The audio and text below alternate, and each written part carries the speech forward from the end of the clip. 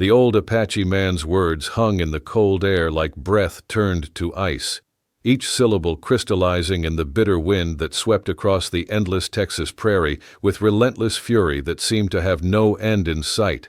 "I heard you wanted a wife. My daughter is perfect for you." The statement cut through the howling wind like a blade forged in winter's heart, sharp and unexpected, carrying implications that William Carter wasn't prepared to face on this frozen evening that seemed determined to test every soul brave enough to venture outside their warm shelters. William Carter stood in the snow outside his cabin, hands buried deep in his coat pockets where his fingers had grown numb from the cold that seemed to seep through every layer of clothing he wore, like ice water through cloth, and for the first time in a long while, he was at a loss for how to answer such a direct and startling proposition.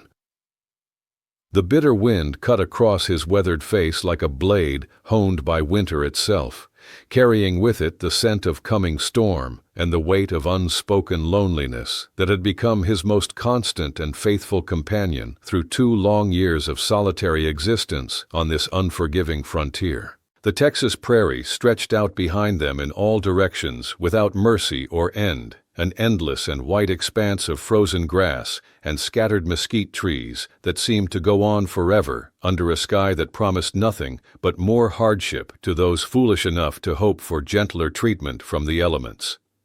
The wind swept down from the north with a ferocity that promised more winter to come, howling across the barren landscape like the voices of all the ghosts that haunted this unforgiving land, carrying with it the bitter cold of a season that had already lasted longer than anyone in the territory could remember. Inside the cabin behind him, the fire burned low in the stone hearth that William had built with his own hands 3 years ago, back when hope had still lived in his chest alongside the grief that had become his most faithful companion. The logs crackled softly, sending sparks up the chimney into the night sky, but there was no warmth in William's chest, only the familiar ache of old grief, sharp as winter frost and twice as cutting. He had lived 2 years alone after his wife Sarah had died in childbirth, taking their unborn son with her to whatever lay beyond. The silence had nearly swallowed him whole, creeping into every corner of his life like morning fog, thick and suffocating, until he sometimes forgot what his own voice sounded like. If you've ever stood at a door that could change everything, leave a like and tell us where you're watching from. The man who had spoken, Chad Sy, he said his name was, stood with straight shoulders despite the cold, his dignity intact even in desperation. His weathered face bore the marks of hardship, lines etched deep by sun and sorrow, but his eyes remained steady, unflinching. Beside him, a young woman, maybe 20, her eyes down but not afraid. She wore a shawl wrapped tight, and her name, he learned later, was Amma. He could see the exhaustion in both of them, the way their boots were worn through, the hunger in their cheeks. William didn't ask questions. He stepped aside, held the door open, and let them in. The cabin felt smaller with strangers in it, but also less empty. Amma moved quietly, setting down her pack, helping her father to a chair by the fire. William put the kettle on, sliced bread, found cheese in the larder. The silence between them stretched, but wasn't uncomfortable. It was the silence of people used to hard times, who knew words wouldn't fill an empty belly or warm cold fingers. Amma's hands were rough, her knuckles red from the cold. She accepted the food with a nod, and her eyes met William's, just for a moment before she looked away.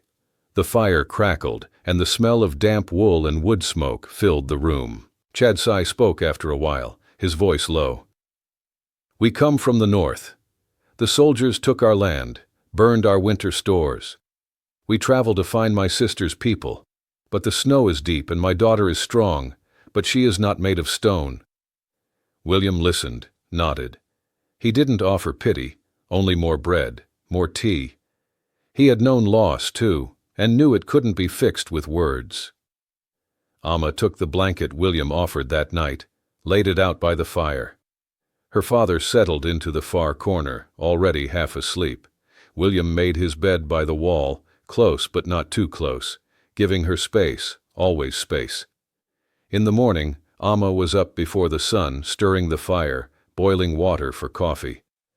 William dressed quietly, pulled on his boots, and together, without a word, they started the chores, feeding the horse, splitting wood, bringing water from the creek. The world outside was still and frozen, but inside, something was beginning to thaw. If this moment found you, let us know where you're watching from. A week passed in quiet routines. The blizzard came, then left, and the sun found its way through the clouds for an hour or two each day. William and Chad C. worked at repairing the barn door, hammering out dents, while Amma planted the first kitchen garden in the patch of earth by the cabin that caught the morning sun. Her hands worked the soil with care, each seed planted with a hope, for food, for something to grow from barren ground. Sometimes William watched her from the window, saw the way she knelt in the dirt, her hair loose, her face focused. She was strong, this woman, strong in ways he hadn't seen in a long time. The neighbors, the Holloways, came by on the third day, their eyes curious, their words less kind. "You taking in Indians now, Will?" Bill Holloway said, his voice carrying across the yard. William just shook his head, kept working. He didn't care what they thought, but he knew trouble didn't always knock first. That night, as they ate by the fire, Chad C. spoke of the old ways, of the land as it had been, and Amma listened with her whole body, her eyes shining. William listened too, though he didn't understand all the words. He found himself watching her face, the way she moved, her quiet strength. Once, she caught him looking, and she didn't look away. One evening, Chad C. took sick, sweating, shaking, his breath fast and shallow.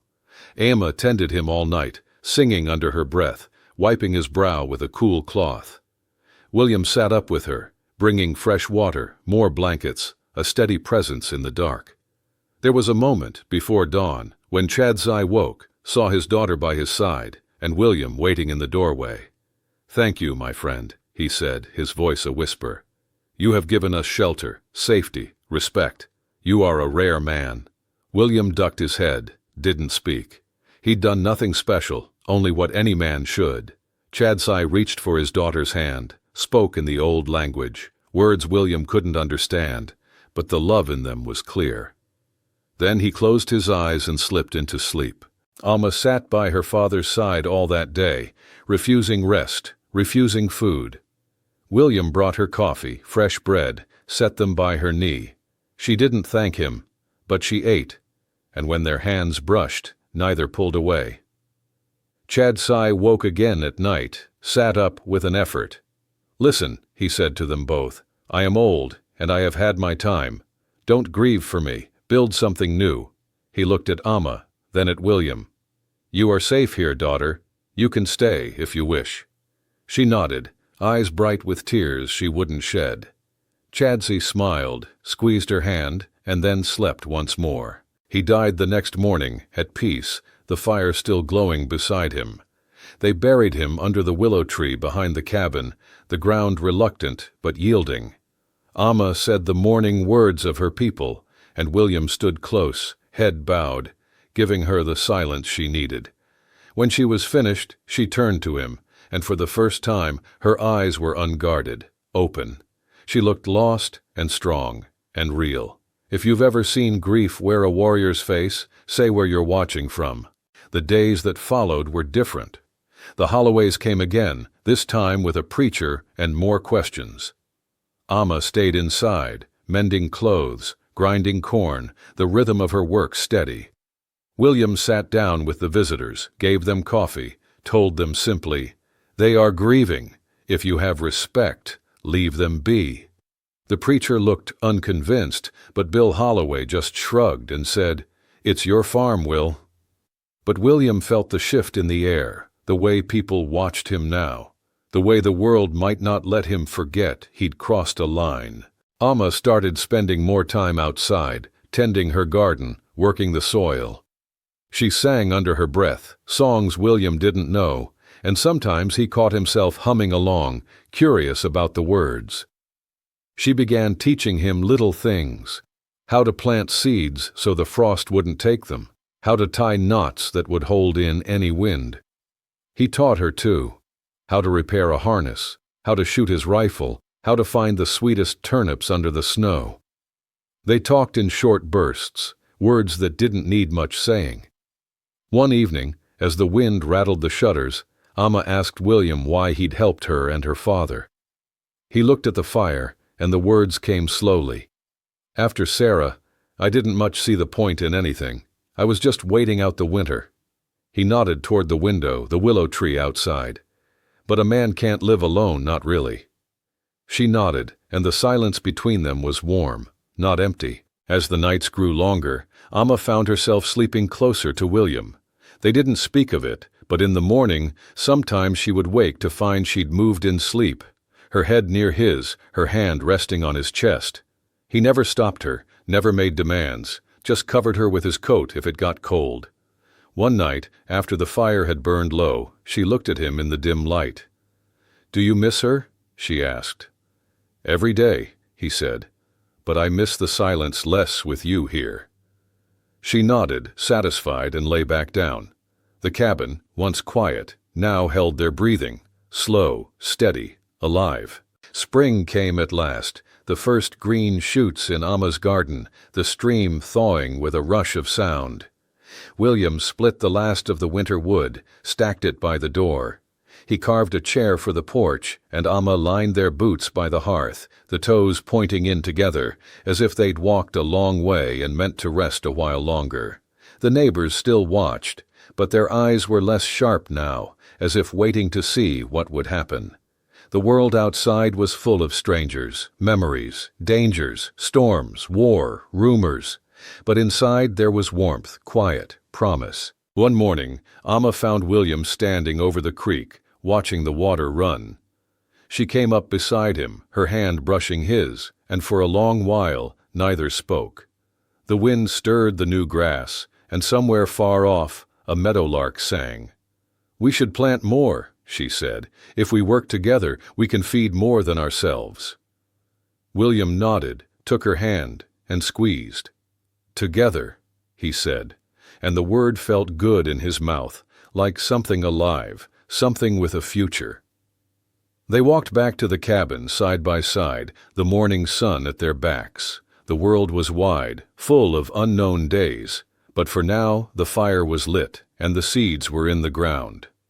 Whatever came, they would face it together, rooted in something that looked a lot like hope. If you want to see how this prairie life grows, to find out what comes through the door next, change, trouble, love, or all three, tap subscribe. The land isn't finished with them yet, and the story is just beginning. The days settled into a rhythm as spring dug its fingers deeper into the soil. William rose before dawn, made coffee strong enough to chase away the last bite of winter, and found Amma already outside, her hands in the earth. She'd marked out rows for carrots and peas, beans and squash, a patch for herbs by the door. He watched her brush dirt from her palms, her forehead shining with sweat even in the morning chill, and realized he could not remember the last time he had looked forward to tomorrow.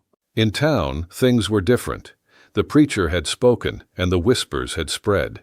When William rode in for supplies, people looked but did not speak, or spoke too loudly about crops and weather, avoiding any mention of the woman who now wore a wedding band around her neck on a leather cord. He bought what he needed, nodded politely, and let the silence do the talking. Only once did someone ask. A boy, barely old enough to shave, who wondered if the Apache woman could cook as well as a white woman. William had looked at him for a long moment, then simply said, "She cooks better than anyone I know." The boy had looked away, ashamed, and William had ridden home, the groceries rattling in his saddlebag, the sun warm on his back. Amma met him at the door, took the sacks, and looked at him as if she knew what he'd faced. She handed him a slice of fresh bread, still warm, with butter running to the edges.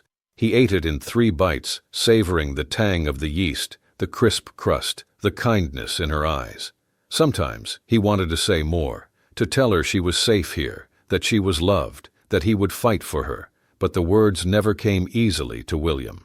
So he showed it in his actions, splitting wood, bringing water, sitting close by the fire so she could tell him stories of her childhood, the way her people tracked seasons by the stars and rain by the smell of damp bark. But the prairie was not done with them. One evening, as they sat on the porch watching the fireflies blink in the long grass, a rider appeared on the horizon, his silhouette black against the sunset. Amma's hand went still on William's arm, and he felt her muscles tense. He did not reach for his rifle, not yet, but he did not look away either. The rider came closer, then reined in his horse by the fence, his hat tipped low. "Evening," the stranger said, his voice gravelly, eyes hidden in shadow. "Heard this was the Carter place." "You heard right," William answered, standing, planting himself squarely between the rider and Amma. She stood too, her chin lifted, her stance strong. The stranger looked from one to the other, appraising, before he reached slowly into his coat. William's hand twitched, ready. But the man only pulled out a grimy envelope, held it by the corner. "Letter for Amma Carter," he said. Amma stepped forward, took the letter with steady hands, and broke the wax seal. She read quickly, her eyes scanning the words, her face unreadable. Then she handed the page to William, who saw at once the signature, her aunt, her father's sister, writing from the mountains, far to the west. Her family was gathering, the letter said. The soldiers had stopped their raids, and there was talk of the old lands being opened again. The survivors were coming home. William read the last words, then looked at Amma. He could see the question in her eyes. Was this truly home? With him, the land, the garden, the quiet nights and busy days? Or was her heart called to the mountains, to the people who shared her blood and memories? He swallowed hard, his throat tight with fear, but he did not speak. Whatever she wanted, he would honor it. Amma folded the letter, tucked it in her pocket. The rider shifted in his saddle, waiting. She looked at William, then at the road, the fields, the cabin, the smoke curling softly from the chimney. She walked to the fence, spoke a quiet word, and the rider nodded, turned his horse, and rode away into the coming night. Amma came back to William, reached for his hand, held it tight. "I am not leaving," she said, her voice clear. "There is too much here to walk away from now." Relief washed over him, but also a new thought. If her family came, if the past ever reached their door, would she still stay? Would he be enough? He wanted to ask, but he only nodded, held her hand tighter, and let the silence fill with possibilities. The fireflies danced in the dusk, the creek sang, and the land stretched endlessly ahead, full of the unknown, full of tomorrows, full of choices. If you want to know if family ever comes calling, if the prairie holds only peace or new troubles, tap subscribe. The story isn't over, it's just waiting for the next sunrise. The rider disappeared into the gathering dark, but the letter stayed, folded and tucked in Amma's pocket, full of old words and new questions. For a few days, neither she nor William spoke of it. They worked, ate, slept, and rose with the sun, each day marked by small routines, feeding the chickens, turning the compost, watering the seedlings that now reached stubborn fingers toward the sky. Once, working side by side in the garden, Amma's hand scraped against a sharp stone, and she let out a quiet sound of pain. William was beside her instantly, taking her hand, wiping away the dirt, holding her palm up to the light to check for cuts. The scratch was small, already closing, but he held her fingers gently, and for a moment neither wanted to let go. That night was warm, the first truly warm night of spring. They ate outside, on blankets near the fire, watching the stars spill across the sky like scattered diamonds on black velvet. William pointed out the Big Dipper, told Amma what his father had called it, the drinking gourd, a guide for lost travelers finding their way to freedom. She smiled, said she had seen it too, but her people called it the bear, and told stories of transformation and strength that had been passed down through generations of storytellers around countless fires. They lay back, shoulders touching, and listened to the crickets and the distant cry of a night bird calling to its mate across the vast darkness. The breeze carried the scent of fresh-turned earth and the promise of rain that would come with the next weather front moving in from the west. Miles away, the world lived on its own restless schedule. Railroads stretched like silver veins across the prairie, connecting distant cities and bringing change with every whistle blast. Towns grew up overnight where tents had stood just a year before, and soldiers patrolled the new borders that carved up ancient lands with surveyor's precision. Sometimes, when William rode into town for supplies, he heard whispers and rumors. More settlers coming west every day, more land being divided and sold to the highest bidder, more men with hungry eyes looking for what William had managed to build. A home, a woman, a life worth living on this harsh but beautiful frontier. He said nothing of these concerns to Amma, not wanting to burden her with worries that might prove groundless, but he knew instinctively that the wind was shifting in ways that might affect them all. He felt it in the way the Holloways now avoided his eyes completely when they passed on the road, in the way the preacher's wife crossed the street rather than walk past him, in the subtle but unmistakable signs that their small community was changing in response to pressures he couldn't entirely understand or control. Still, at home, life continued its peaceful rhythm. Amma's garden thrived under her careful attention, the chickens pecked and clucked contentedly in their yard, and the fire in the hearth never went cold, creating a sanctuary of warmth and safety in a world that often seemed hostile to happiness and love.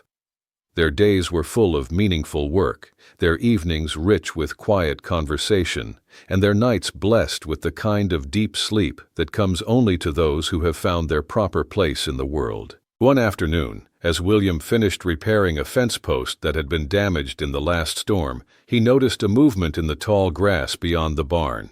He stilled, watching carefully. A figure crouched low among the vegetation, darting between the clumps of sagebrush with the quick movements of someone trying to avoid detection. Too small to be a grown man, too purposeful to be a wandering deer. William kept his expression calm and neutral, his hands loose at his sides, projecting an air of casual unconcern while remaining alert to potential danger. Then the figure straightened up, a boy 9 or 10 years old, dressed in patched clothes that had seen better days, his eyes wide with curiosity and something that might have been fear, his mouth set in the stubborn line of childhood determination. Billy Holloway, the preacher's youngest son and most persistent questioner. The boy watched William carefully, then glanced toward the cabin where smoke from the chimney curled up into the clear blue sky like a signal of domestic tranquility. William walked toward him slowly, keeping his movements unthreatening and his voice calm. When he was close enough to speak without shouting, he said, "Lost something out here, son?" The boy shook his head quickly, swallowed hard, then blurted out with the directness that only children possess, "Is it true you're married to an Indian woman?" William didn't blink or show any sign of being offended by the blunt question. "She's my wife. Her name is Amma, and she's the finest woman I've ever known." The boy looked down at his scuffed boots, kicked a small pebble, then said in a voice barely above a whisper, "Pa says you'll pay for it someday. Pa says God don't allow such things between different kinds of people." William considered his response carefully, thinking of the boy's father and the way the preacher used his pulpit like a weapon to spread fear and hatred instead of love and understanding. Then he said quietly, "God gave me 2 hands to work with, a heart to love with, and a mind to decide who I call family. That seems like enough guidance for any man who's paying attention." The boy looked at him with puzzled eyes, as if trying to work out a problem that was too complex for his young mind to solve completely. Then, without another word, he turned and ran through the tall grass, vanishing as quickly as he'd appeared, leaving William alone with his thoughts and the sound of the wind moving through the prairie grasses. William watched him go, felt the weight of the coming storm gathering in his bones like an old injury that ached before bad weather, and went back to his work with a heavy heart. When Amma came out later with a pitcher of cool water drawn fresh from their well, he told her about the boy and the warning contained in his innocent words. She listened without interruption, her face remaining calm and thoughtful, then poured him a cup and sat beside him on the split log he used as a makeshift stool while working outdoors. "We have this land," she said simply, "and we have food on our table and a roof over our heads. We have each other, and we have work that matters. If trouble comes looking for us, we'll face it together, like we've faced everything else. But let's not go looking for trouble or invite it by worrying about things we can't control." She was right, as she so often was, about the practical matters of living and surviving. They had built something precious and fragile and good together, and it deserved protection, not just from outside threats, but from their own fears and anxieties that could poison what they'd created if given too much power over their thoughts and actions. A week later, the first of the summer storms rolled in with all the dramatic fury that prairie weather could muster. Lightning flashed across the sky in brilliant displays of natural electricity, and the rain came down in sheets so thick they could barely see the barn from the cabin windows. The downpour drummed on the roof with increasing intensity, flooded the creek until it ran brown and wild, and turned their carefully maintained yard into a sea of mud that would take days to dry once the storm passed.